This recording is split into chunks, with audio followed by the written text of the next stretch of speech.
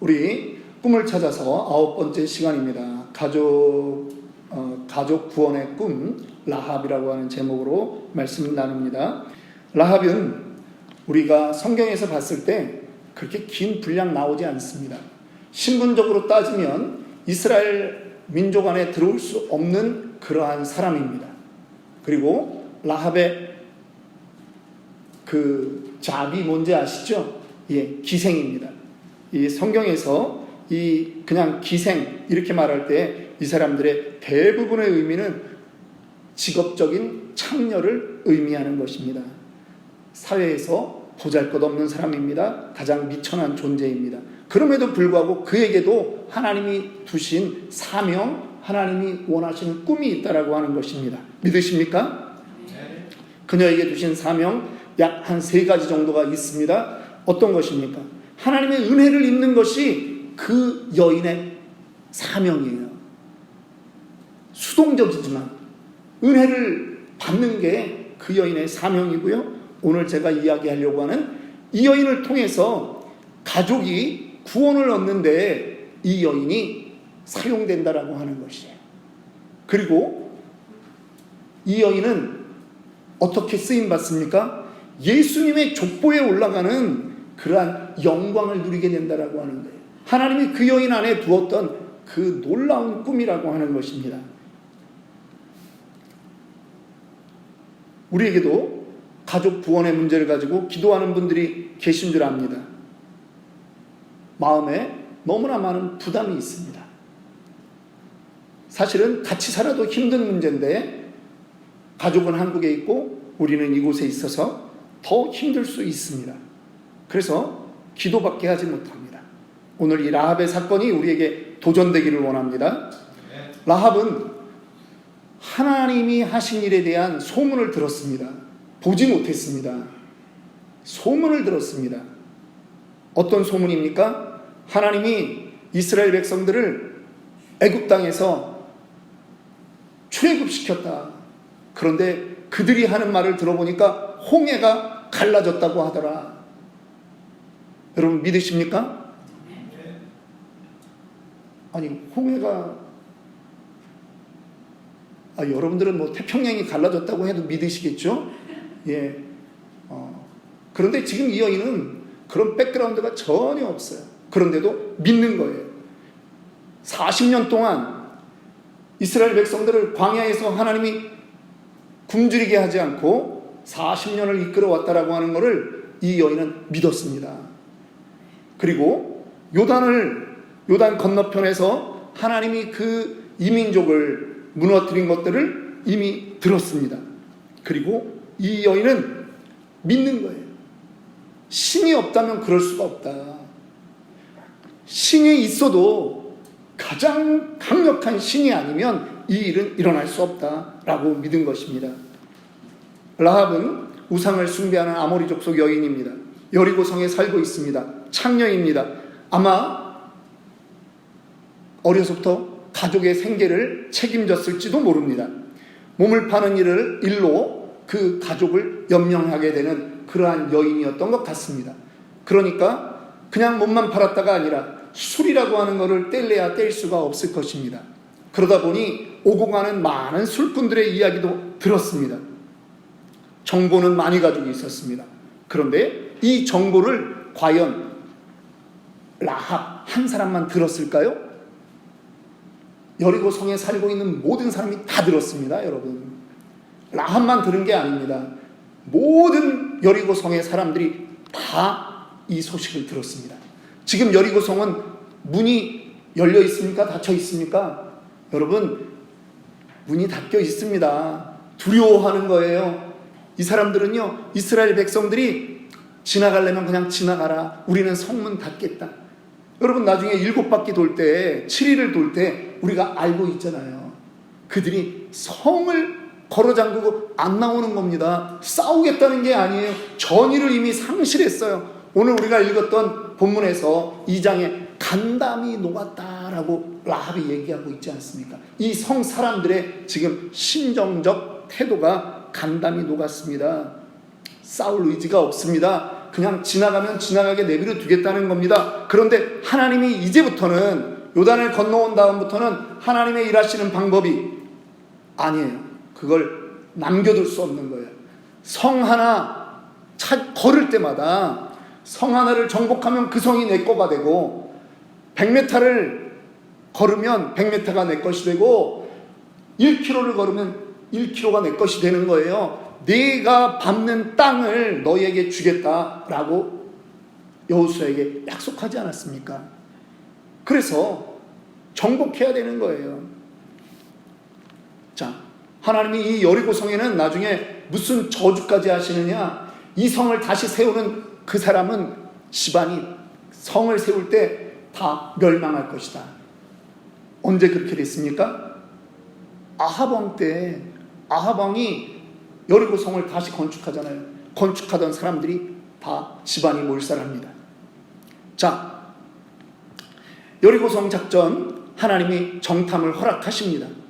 40년 전에 12명의 정탐꾼을 보낼 때는 하나님이 침묵하셨는데 이번에는 구원의 사인이 되는 거예요. 그래서 2장 1절 보면 이제 여호수아가 2명의 정탐꾼을 보냅니다. 그런데 여러분, 정탐할 이유가 없어요. 아무런 정탐할 이유가 없어요. 여호수아는 특히 갈렙과 더불어 40년 전에 이미 다 본 곳이에요. 그리고 이미 지금 그 성의 백성들이 다 두려워하고 있어요. 이거는 정탐의 필요도 없는 거예요. 왜 정탐합니까? 정탐꾼을 보내야 되는 이유는 바로 하나님의 구원이 필요한 한 사람, 한 가정이 있다라고 하는 것입니다.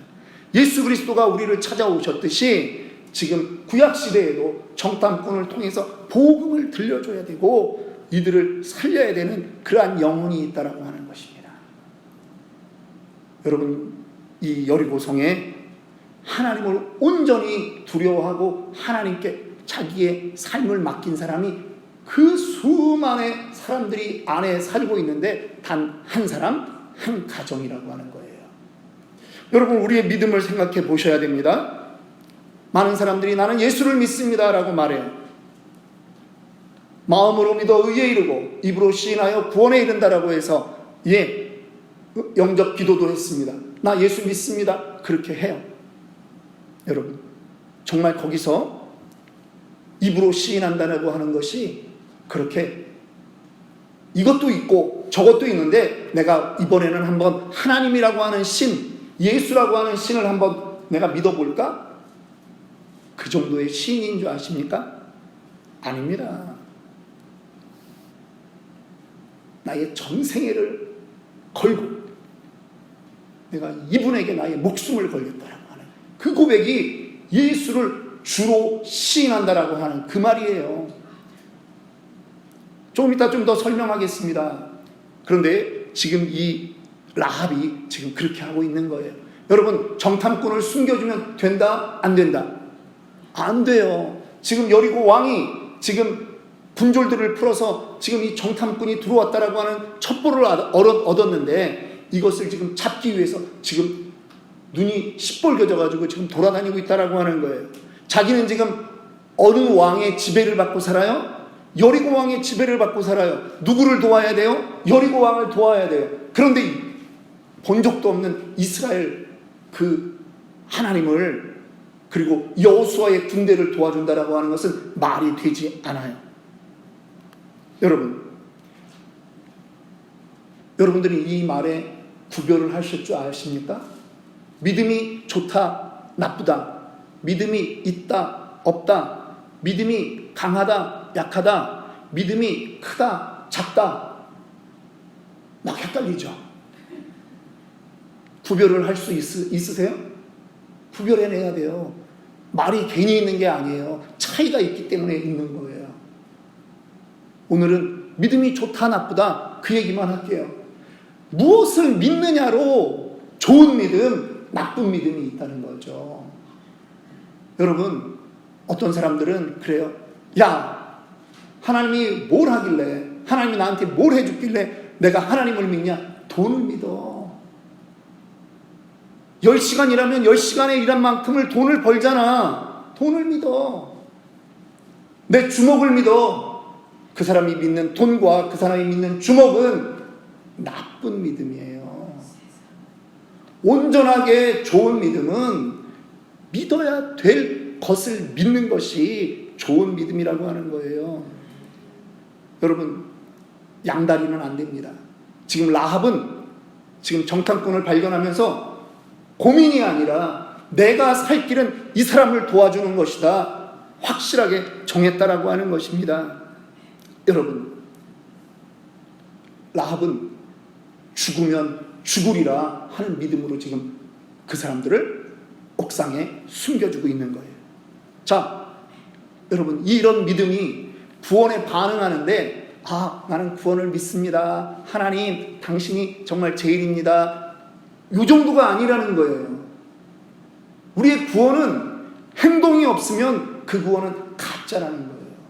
야고보서 사도가 말하잖아요. 너희의 믿음을 나에게 보여라. 행함이 없는 믿음은 거짓 믿음이다라고 하는 거예요. 마음으로만 잘 믿으면 된다고요? 아니에요. 절대 아닙니다. 행동이 없으면, 예수님도 말씀하잖아요. 나와 함께 모으지 않는 자는 이것을 해치는 자다라고 말씀하시잖아요. 라합의 지금 믿음은 행동이 있는 믿음이에요. 그냥 말로만 하는 게 아니에요. 믿음은 그녀에게 동사였어요. 이 사람들을 데리고 옥상으로 올라가서 남들이 보면 지금 자기는 죽는 건데 그것을 감수하는 거예요. 정탐꾼을 숨겨줍니다. 남들이 말할 수 있죠. 넌 동족을 배신했어 라고 말할 수 있어요. 여러분, 배신입니까? 예, 배신 맞습니다. 그런데요, 배신이라고 할 때는 무슨 개념이 있어야 되냐면, 무엇이 상위의 올바른 의냐, 무엇이 저스티스냐라고 하는 개념이 있어야 된다라고 하는 거예요. 여러분, 우리가 일제시대를 36년을 겪어봤습니다. 여러분, 우리 조선민족 대단한 민족이에요. 그 당시에 중국은 5억의 인구예요. 그런데 중국에서 일본 사람들이 똑같이 중국을 점령했습니다. 우리 한국보다 더 많은 인원을, 남경대학살은 수십만을 그냥 죽여버린 거예요. 그런데 폭동이 안 일어나요. 우리 조선은요, 얼마나 많은 횟수의 비례를 인구 대비로 하면 2천만 밖에 안 되는 인구가 5억이 안 하는 폭동을 우리 2천만은 안중근, 윤봉길, 유관순 수도 없이 나오는 거예요.